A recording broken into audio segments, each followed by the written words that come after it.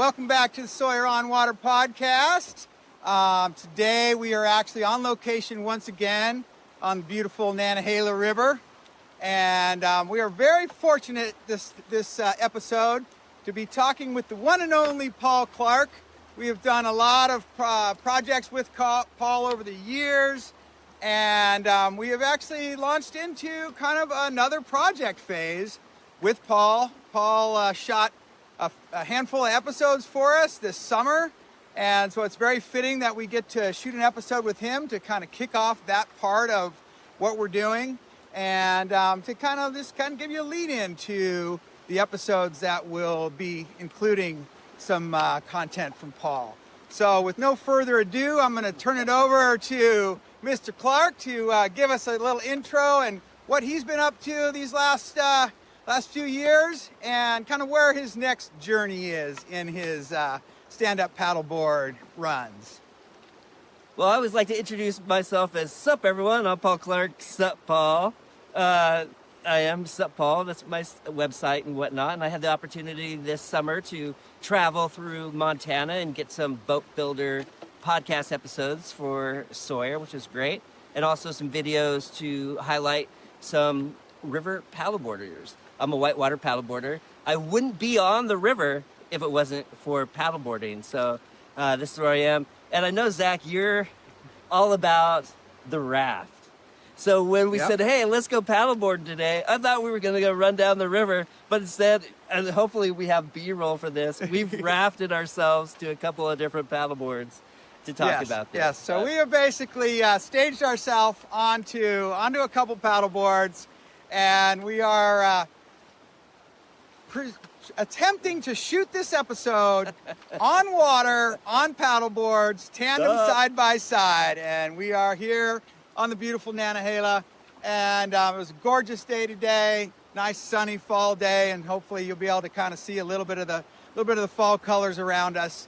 But we came up here. This is part of kind of the Heartbeat of the River series we shot yesterday, and that's one of those things is that with all of these podcasts that we're doing, is that every river has a heartbeat, and Paul knows the heartbeat of the Nantahala very well, and it's quite a stand-up paddleboard river. It's a great beginner kayak river and a beginner whitewater river, and so we're going to jump in right there with that. And Paul, why don't you tell me a little bit about kind of what makes this such a great river for stand-up paddleboarders that are just getting started, just getting into the stand-up paddleboarding and wanting to kind of broaden their skill set.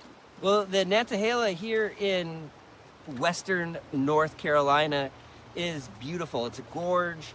We have a lot of colorful trees. We are in the peak of the fall season. We're wearing lightweight clothes. It's a blue sky. The trees are orange and yellow and green and red. It's great. So all throughout the year, it's dam fed. So there's the water levels are always consistent. It's always cold. So when you are paddling, make sure you have the proper insulation for both the water and the river. And I know your podcast, Zach, have been really good talking about the uniform for paddling, including the river SUP uniform, what I call ships, shoes, helmets, insulation, PFD, padding, and a signaling device in the form. Absolutely. And with that also goes the knowledge that you can find. I mean, like, we just had on a few episodes ago about the On-Water app. There's so much information out there for you to obtain about a river system before you even get there. Like, we live in that day and age. So do your research, and that also goes along with just the know before you go. Know what you're getting into. But taking the proper equipment as well, those are all parts of it.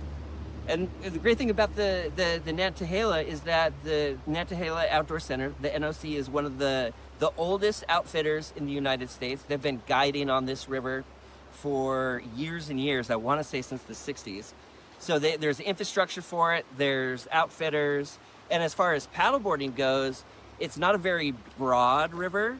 It's pretty shallow. And so the technicality of it is pretty straightforward. It's pretty easy to read and run.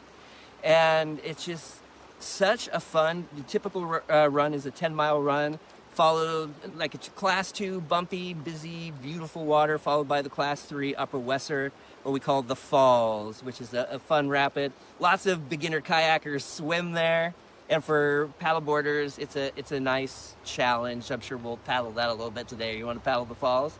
I will, at least for. I think Paul might be paddling the falls. So I might be just filming the falls. My fiance calls it her nemesis rapid. The percentage of her cleaning it is getting higher and higher, but it's still not a guarantee. Right, and that is one of the things that is very unique about whitewater paddleboarding. Is it really is something you can take it on just like a kayaker, where you can come just do laps, and you can go ahead and cycle 1 or 2 rapids over and over and over again. And like you were saying, your fiance has that, how many times I've cleaned it, where that's the thing, like it's your own little just kind of running log in your head of just like, have I gotten this to a specific point or not? Do I get comfortable with it? Can I make my way through it without actually falling off or falling over? And for the last decade or so, I've been paddling on rivers, on boards, and I've traveled to a number of countries and have paddled on over 170 rivers.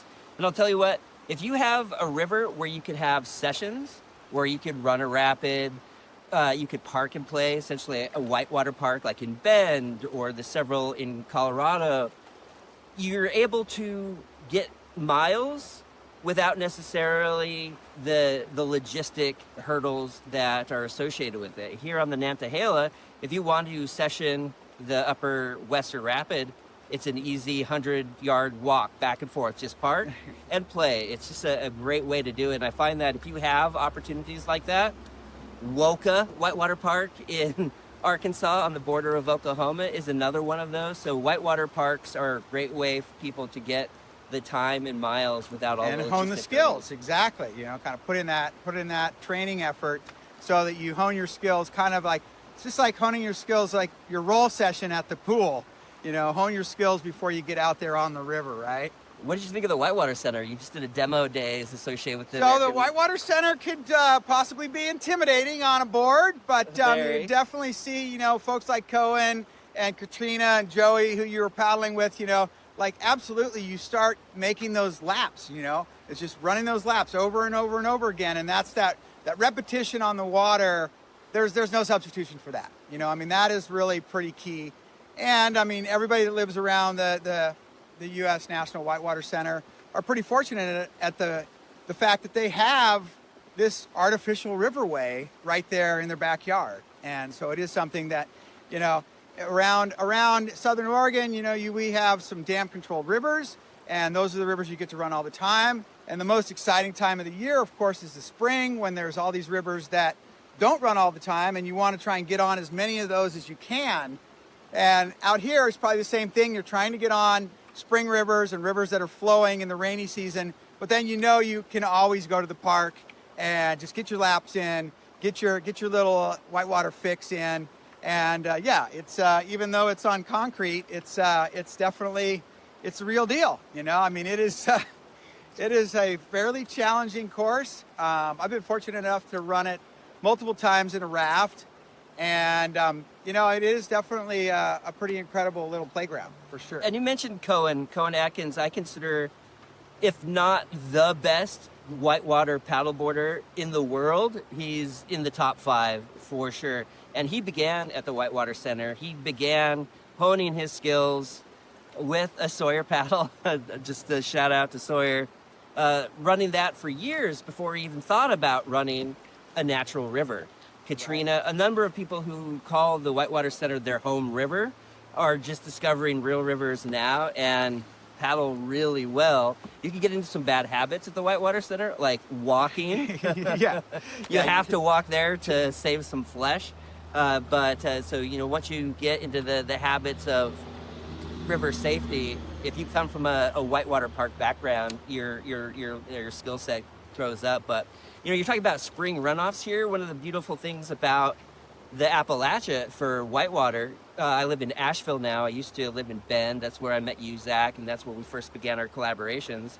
I thought then that Oregon is the best place for whitewater paddleboarding because you can do multi-day rivers, you have whitewater parks, you have wonderful day sections on a variety of rivers, the Deschutes, the Clackamas, the Rogue, the Mackenzie, you name it. But out here, it's a mellow scene. The rivers are great and technical. A lot of them are rain-fed. The Nantahala is dam-fed, so you have consistent water every day of the year. Some days you wear board shorts, other days you wear dry suits, but you can paddle every day of the year. We're about an hour and a half from Asheville, where I live now. And in the Asheville area, you have 5 rivers that are really fun to paddle on. And Asheville is just finishing up a wave, at least. Hopefully it'll be an excellent little park and play spot of its own.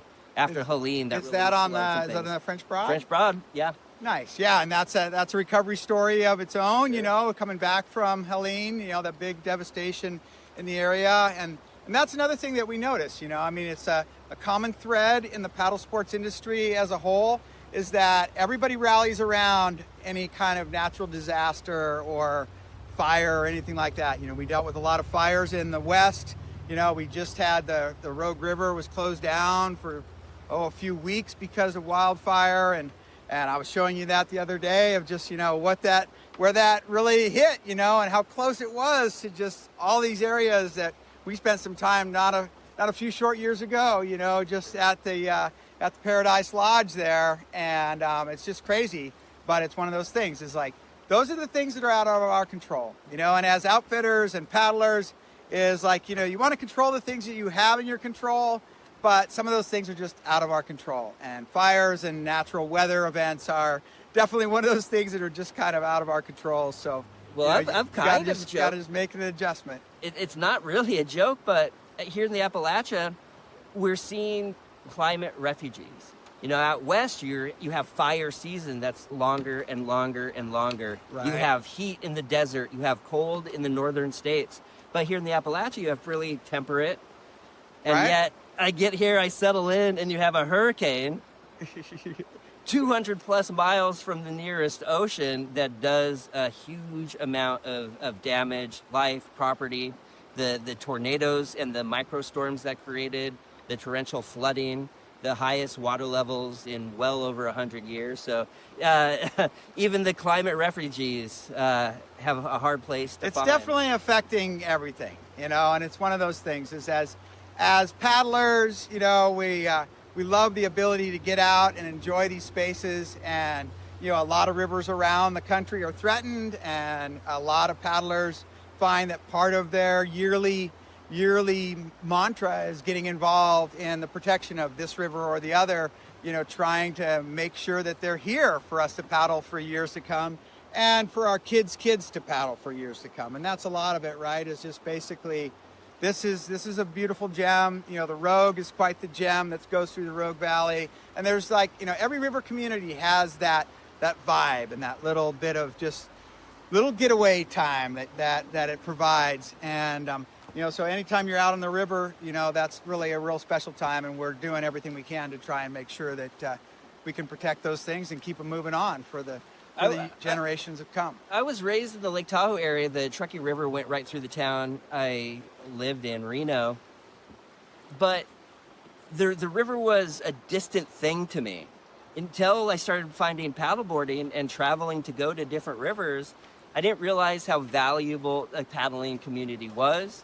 The paddling community are often stewards of the environment. They're very aware of the practicality of rivers, the utilitarian nature of rivers for transport, for clean water, etc. And as I travel across the United States in particular, the communities that have moving water in particular are pretty special places. And you have a number of communities who are reclaiming their rivers, like in Ohio. Dayton, Ohio built some whitewater parks. I've mentioned the Illinois River where Woka Whitewater Park is. A new appreciation for recreation and maybe even the sacredness of waterways is something that I've grown to appreciate over the last decade. And the people that I really call my community are paddlers. So I think it's really special. It's a special place to be on the river. And the Nantahala here in North Carolina is probably my home river out here. Absolutely. And let's just shift gears a little bit and talk about our latest collaboration was the SUPer Styk. And so this is the SUPer Styk. This is your signature paddle. Let's talk a little bit about how that came about and some of the features of it. And then the newest edition feature that we just got out to you this week. I'm Paul Clark, SUP Paul. I run rivers on a paddleboard. I wouldn't be on a paddleboard if it wasn't for the rivers, and I probably wouldn't be on the rivers without a paddleboard. I've teamed up with Sawyer to build the SUPer Styk, my signature whitewater SUP paddle. I think it's the best paddle on the river, but you decide. Come along for the ride.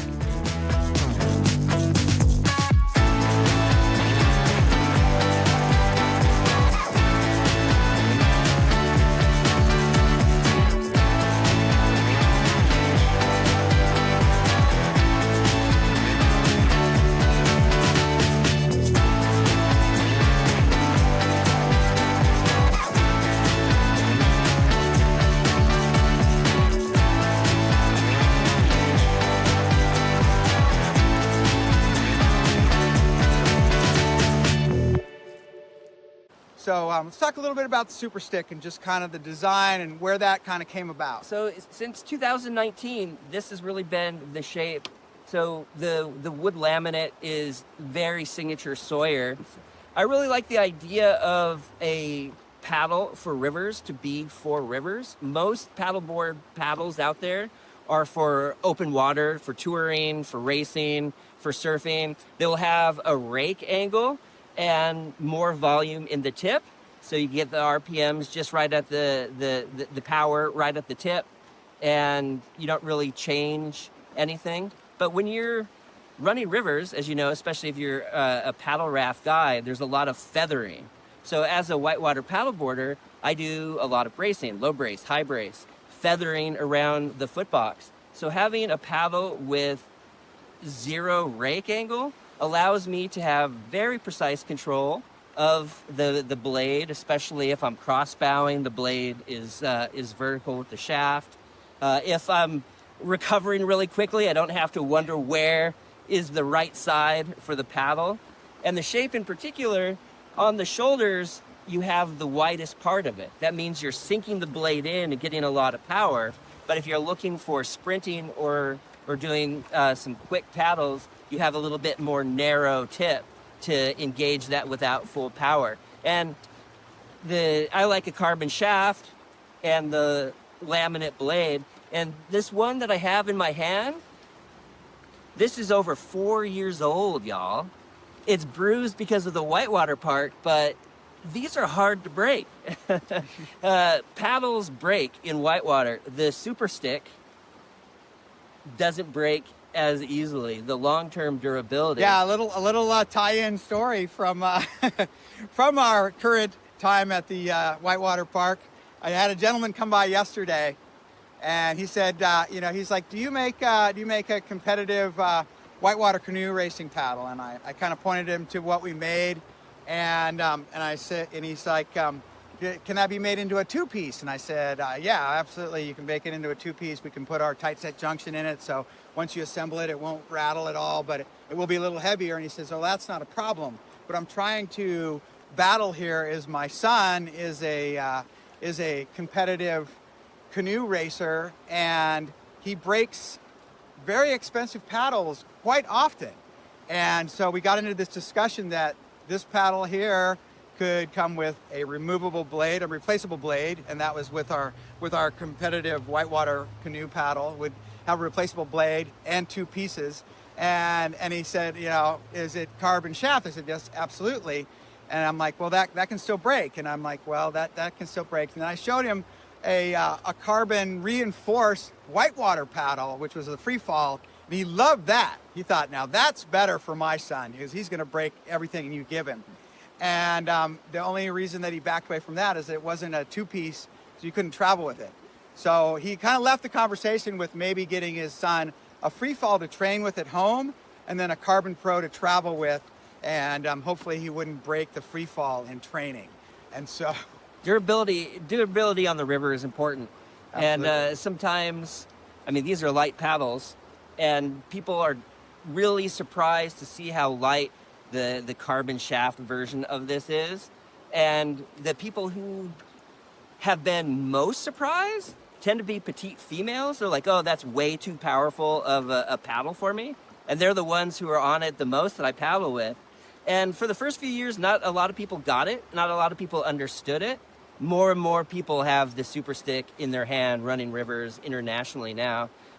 One of the Hala team paddlers, Frothy SUP, Sam Garthwaite, runs a SUPer Styk. And when I met him in Colorado this summer, he was just abusing that paddle, and some scratches, whatnot, you're good. A little varnish makes it all pretty.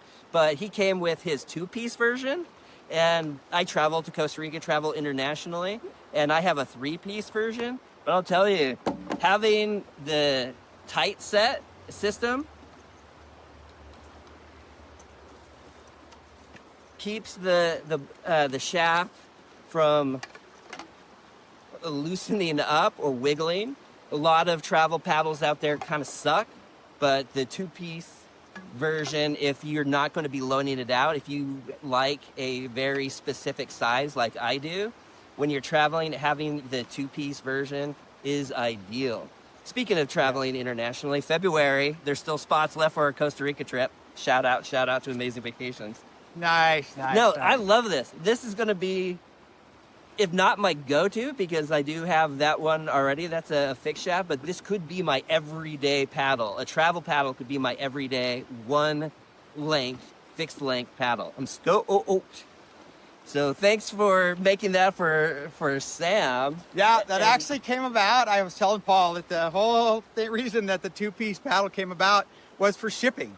And we didn't want to get him an adjustable paddle because we didn't want the extra linkage in an adjustable, and adjustables can lead to breakage because you just got so many more moving parts. So we wanted a fixed grip, and then we had to figure out how to get that fixed grip into a smaller box. And so the 2-piece fixed grip is what came about, and it really solved 2 things. Solved it so that it's very affordable shipping, and you've got a fixed paddle that breaks into 2 pieces. So that is very, very key. Little break. We're right along the highway. Right along the highway on the Nantahala. That is one thing about this beautiful river. It does have a railroad that follows it on one side, gonna come and it has a highway on the other side. So, just like any river, extreme accessibility, but with that does come some road noise. But a couple of final things about the SUPer Styk. Some people ask me why it was called that. In 2019, 2020, we did a user competition, basically you name it. And a lot of names were coming out, and a lot of sticks were in the thing. So SUPer, it's a SUP paddle, so SUPer came out. But Styk, the way we spell it is S-T-Y-K. Well, apparently that's Scandinavian for handshake or connection. So I love the idea that you could have this SUPer paddle with a connection to the river. So that's the SUPer Styk spelling and the meaning of the name. Nice. How do you size whitewater paddles, Zach? So a little trick question. I typically tell folks that it is a lot of personal preference, but the biggest thing is to get them to realize that you're going to go shorter than longer. And most folks that we paddle with are going to go anywhere from about nose to forehead height. Like no real bigger, anywhere from about 6-8 inches above your nose to forehead. And basically it really is personal preference. I simplify that and I call it just helmet height. Helmet height, it's you can go helmet height, but also some of them are some folks are a little bit longer, some are, that's probably on the shorter end of things, for most folks. But I think the biggest thing is that a whitewater paddler doesn't know what length they want. And so that's the Until thing. they do.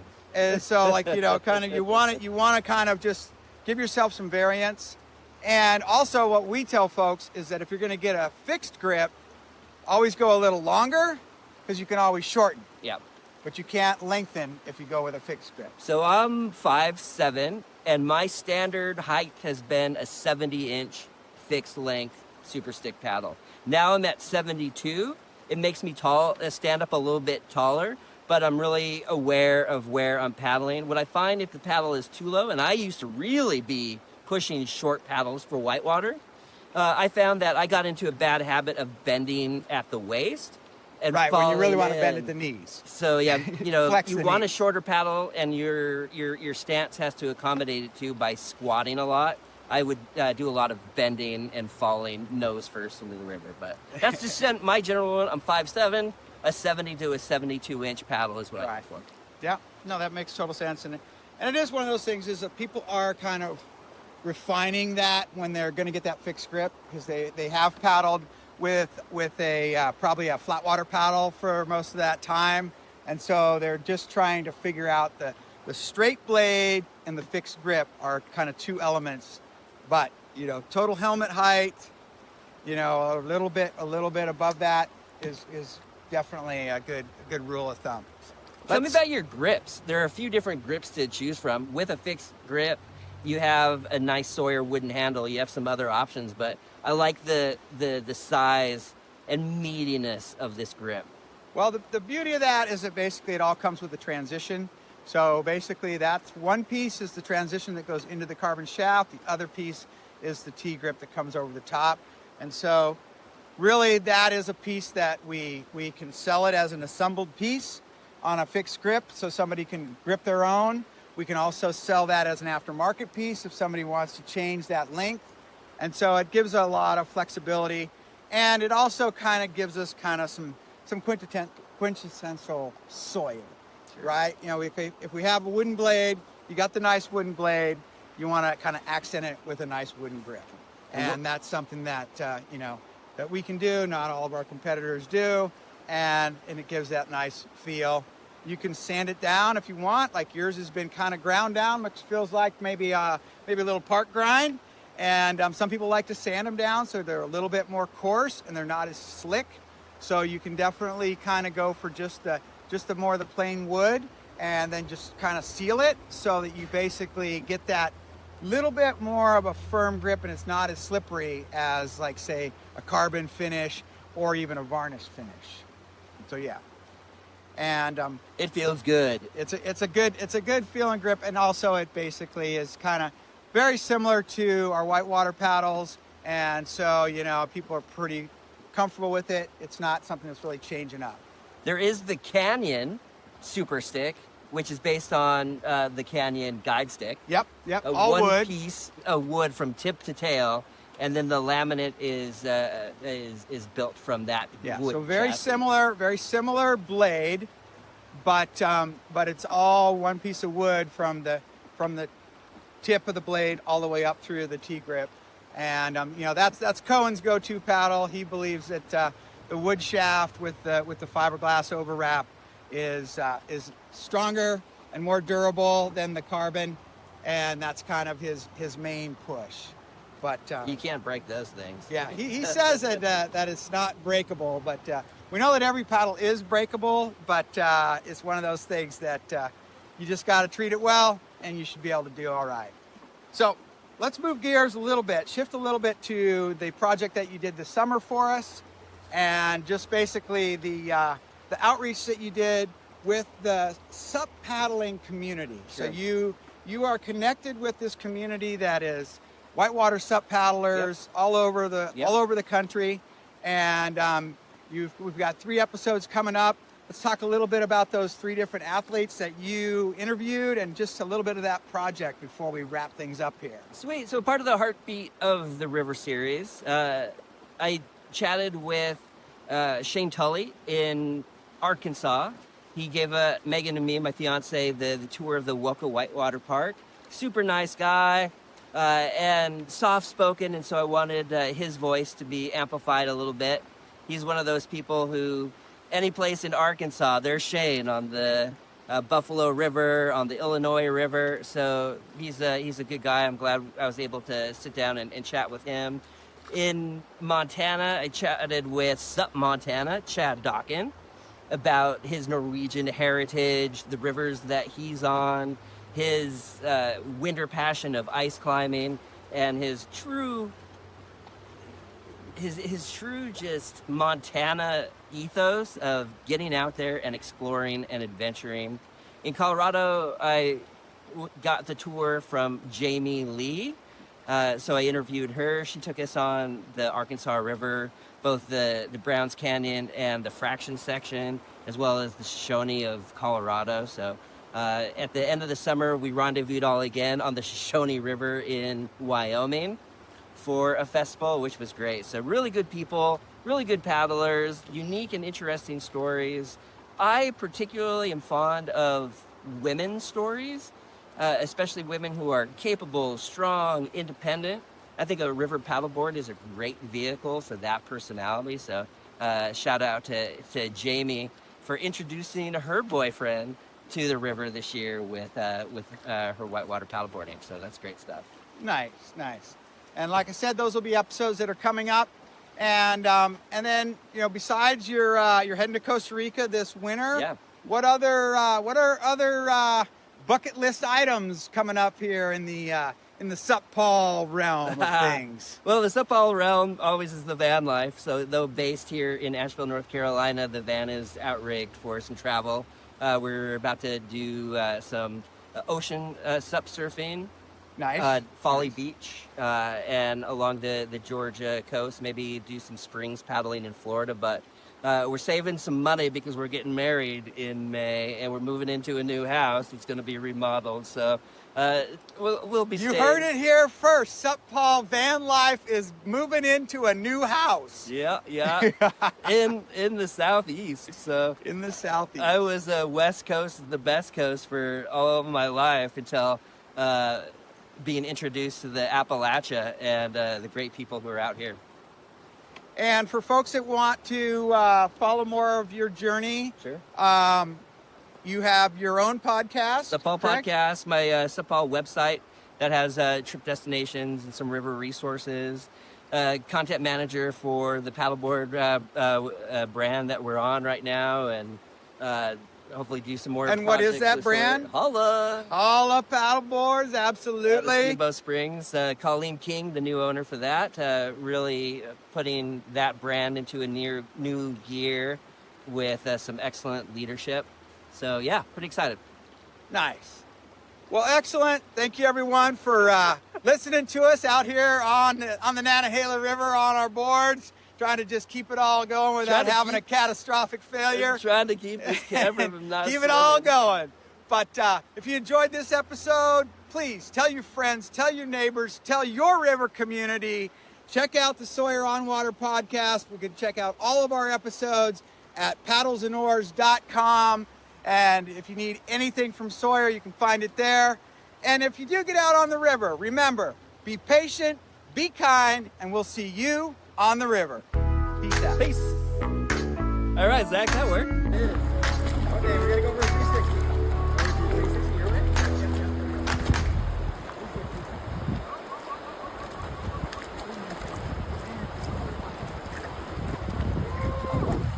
Here it is, the concrete beach. To put in and take out just above.